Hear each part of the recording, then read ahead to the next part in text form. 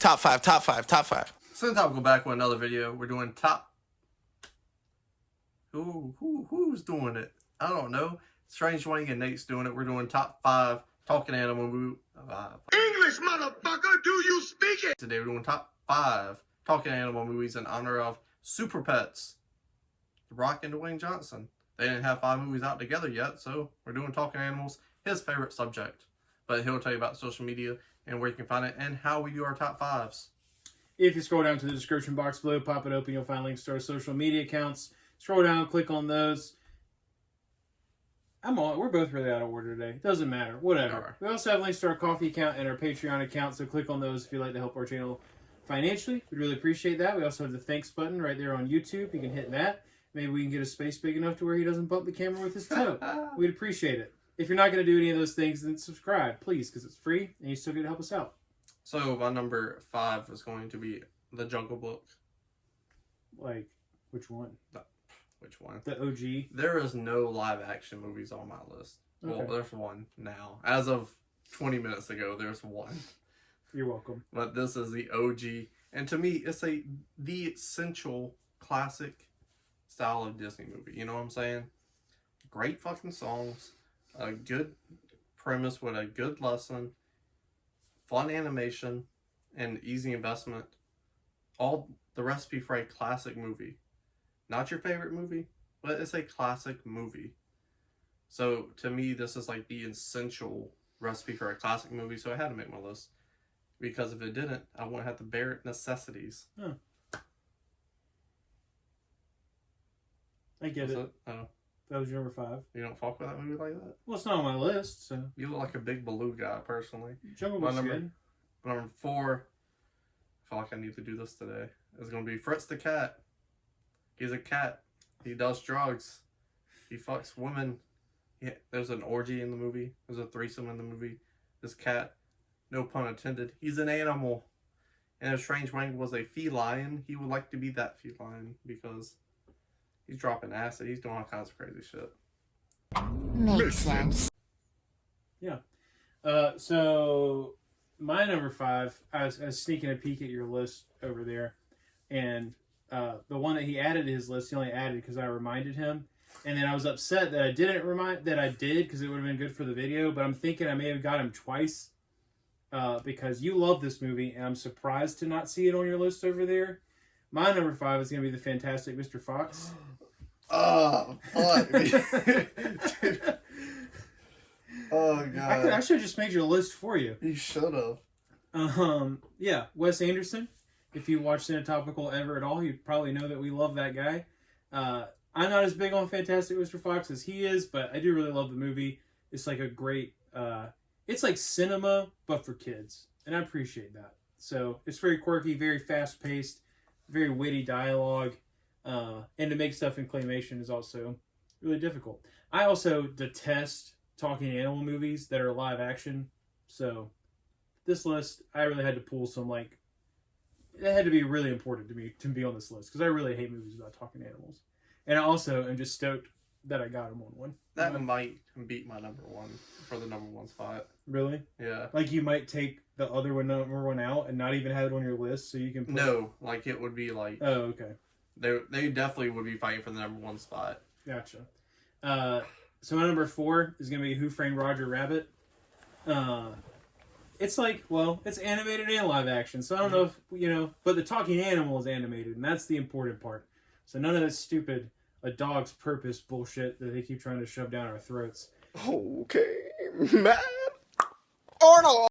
This movie is clever. It's funny. It's also like a framed, like, whodunit, and I really appreciate it. And it also, like, I think it should get some props for causing a lot of internet controversy over seeing if you could pause it at the right moment to see all the way up Jessica Rabbit's skirt. See that snatch, you know what I'm saying? Which you cannot, turns out, by the way. I highly doubt someone like went in and animated some squiggly lines. And then Jelly Bean. Good movie. I've drawn a lot of those in my day. And veiny things. My number 3 is going to be Finding Nemo. Top 5 Pixar movies. Shit, probably. I don't know. They've been coming out with some fucking bangers. Definitely top 10 for sure. That'd be a hard list to do. But it's Finding Nemo. Quotable lines, a lot of funny moments, great story, easy investment, and after you get on watching it and live a little, because this shit came out when I was in elementary school, it's relatable. I know you know. You have an overbearing parent. Oh, you're talking about that part of it. Yeah, I mean, I definitely would have felt, when this movie came out, I felt like I could relate to it a lot, because Marlon and my mother do have a lot in common. It's not on your list? No. There is a Pixar movie on my You list. don't fuck with Finding Nemo like that? I do fuck with Finding Nemo like that. Did you have a rule? No, there were just... You're telling me Roger Rabbit's better than Finding Nemo? I'm saying I enjoy a Roger Rabbit more than Okay. Finding Nemo. Alright. That's fine. That's fair. Alright. But, yes. The clownfish, the whole nine, like, the way they use, and, like, it's also educational, what you want for a kid's movie, because that's where I learned about clownfish. So when they go take us to the fucking aquarium for the field trip, I'm like, that's Nemo. Finding Nemo. And look at that thing. It inked itself, you know what I'm saying? All kinds of good stuff. You get the dentist scene, which has some, like, for a kid's movie, that's some real fucking tension. That might be, like, my real first, like, edge of my seat tension was because of Finding Nemo. So More than Toy Story. Well, shoot. Toy Story 3 wasn't out yet. Yeah. I was in high school when Toy Story 3 came out. Yeah. My number 2 was my number 1 at one point in one time. It was Zootopia. How they play with the animals. They do it similarly in Fritz the Cat. However, it makes more sense in this movie because it's not the cops aren't pigs, you know what I'm saying? It has more thought process into it than cheap jokes. So when you have a sloth who works at the DMV, that's fucking hilarious. That's going to take forever. So you have a story about a shyster, which Strange Wang loves a good shyster. And you have the cop rabbit, who's not named Jessica, I don't believe. You have them Pretty sure two. it's Judy. Judy, yeah, that makes sense. Garland? No. You have these two, they team up, and then you have that tension because you know he's a shyster and he might stab her in the back. So that thought's always in your mind when you're watching this movie. And then you get, like, the drug reference of animals going crazy, you know? So you get a compelling storyline. You get a great Godfather reference on top of that. Top-notch animation. Great investment. And fun characters. Yeah.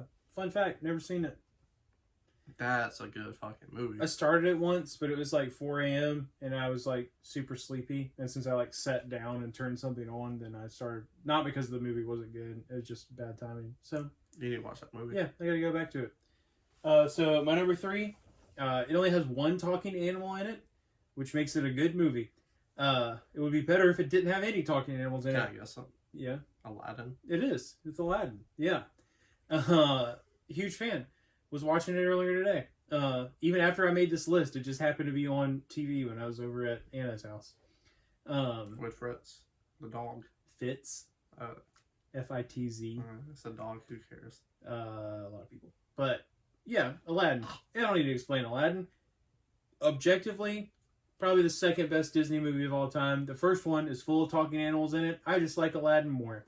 I don't need to explain why Aladdin's good, because you've seen it. That's right, man. That's right. And the talking animal in Aladdin actually does add a lot of comedic value to it. And it is voiced by R.I.P. legendary Gilbert Gottfried. So, that's that. And number 2 is my Pixar movie, and it's Ratatouille. Which I also watched today, even after I made this list. So, yeah, I like Ratatouille a little bit more than I like Finding Nemo. But still kind of, they have similar concepts in that Finding Nemo has like, a big chunk of Finding Nemo is like nature interacting with humans but not being able to communicate, right? Ratatouille, that's pretty much the premise of it. But I like the message in Ratatouille more than I like the one in Finding Nemo. The message being like, I mean, essentially don't judge a book by its cover.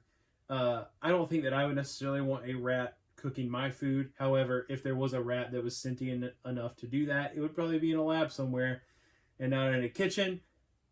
But still a very good movie. It could always be a raccoon, too. It could. I don't think he gets that reference. But if you want to see another Guilford Godfrey reference, follow us on TikTok. It's in the link down below. It's good stuff. Number one, which I've thought about it this entire time as you was talking, and I think it would be Fantastic Mr. Fox. So that would have been my true number two. But number one is Teenage Mutant Ninja Turtles, 1990. That shit's John Blaze. These turtles are so fucking fun. It's the fucking, technically the 80s, all the lingo and everything's coming from. So when they say bossa nova and all these weird words that don't exist, red, like, I don't give a who says that? You know what I'm saying? But it's fun. You watch that as a child and seeing the cartoon come to life on the big screen at the right time and it being a good, solid movie, unlike Masters of the Universe, even though I still fuck with that movie. I saw that shit and I was like, this is fucking great. You got the Shredder, you got the Foot Clan, you got another talking animal, it's a rat. It does not cook, it gets pizza thrown on its head, and it shakes its head. Oh, that's a Splinter. That guy's the best. And then you get the greatest Teenage Mutant Ninja Turtles character of all time, Casey Jones. It's debatable! He shows up this, and the chemistry him and Raphael have, which Raphael's the talking turtle, is incredible.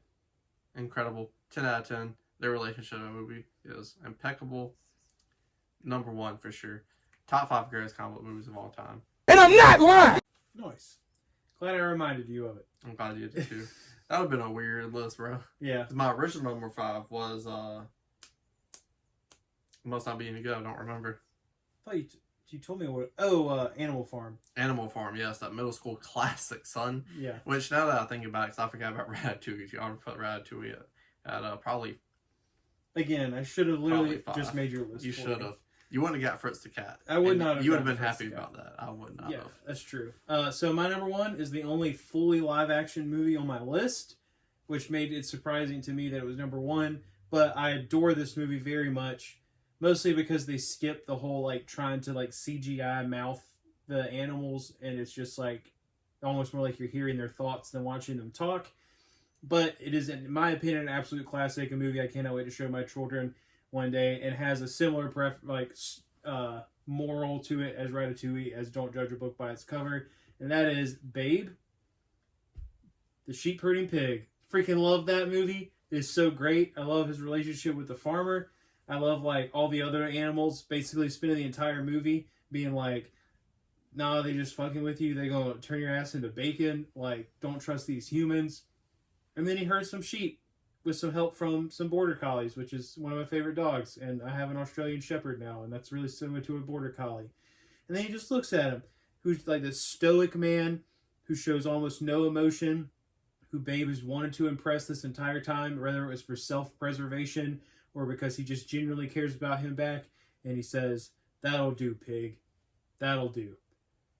And that's how I feel about working with this guy a lot. So, You know what this guy has to say? I've been to Crate and Barrel, so fuck that pig. I know what you can do with a pig, dog. That Hook and Barrel. Hook and Barrel is the restaurant we went to where we got the I don't care what it delicious is. bacon. That But shit was John Blaze. That's ooh. Make a willy hard, you know what I'm saying? But tell us how low in the I'm comments. glad you were sitting on the other side of the table. That makes 2 of us. You remember when the plates leaned that way? That was me, dog. Tell us down in the comment section what's your top 5 favorite talking animal movies. And then scroll back up, hit the like button, share the video. And subscribe.